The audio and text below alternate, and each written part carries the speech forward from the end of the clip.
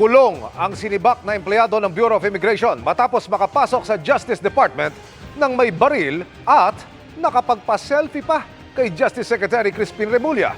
Nakatutok si Salima Refran. Sa loob pa mismo ng Department of Justice sa Maynila, naaresto ang lalaking ito na may dalang 9mm na baril kahapon. May lisensya ang baril pero wala siyang permit to carry. Ang lalaki, nakalapit pa raw kay Secretary Jesus Crispin Remulla. Ito, nagpa-selfie sa akin kahapon. Yung mga security were able to trace some movement na hindi maganda. Marami siyang kilala rito. Alam na alam niya yung system, pero he has been dismissed from the service before. Kaya may problema talaga. Magdadala ng barel tapos walang lisensya. Nakasuot pa ang lalaki ng damit na may logo ng Bureau of Immigration pero hindi ito opisyal na uniforme ng kagawaran.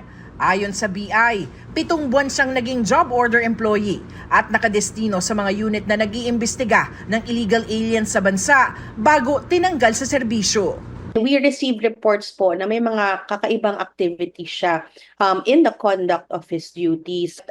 Tingin po natin baka meron pa po tayong malalaman during sa investigasyon po sa kanya dyan sa mga kinakaharap niyang kaso ngayon.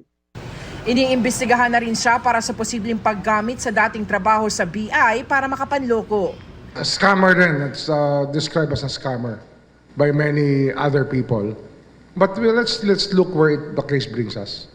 Hawak na ng Manila Police ang lalaki at nahaharap sa reklamong illegal possession of firearms. Sinusubukan pa namin kunin ang panig ng suspect. Para sa GMA Integrated News, Salima Refran, nakatutok 24 oras.